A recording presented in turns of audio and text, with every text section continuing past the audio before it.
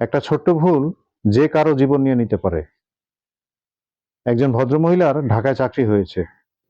তার হাজবেন্ড তাকে bus stand পর্যন্ত পৌঁছে দেওয়ার জন্য আসছিল। মহিলা ঠিকঠাক মতোই ঢাকায় চলে আসছে।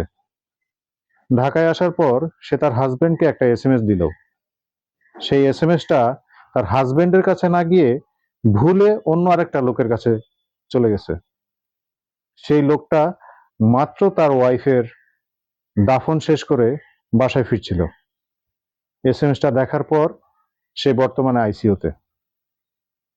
এসএমএসটাতে লেখা ছিল, আমি ঠিকঠাক মতোই এসে পৌঁছেছি, আমার জন্য কোনো ধরনের কোনো চিন্তা করবেন না। এখানে থাকার ব্যবস্থা, খাওয়ার ব্যবস্থাও ভালো। দুই একটা দিন যাক, আপনাকেও আমার কাছে নিয়ে আসবো। ওই বেচারার খুবই খারাপ অবস্থা এখন।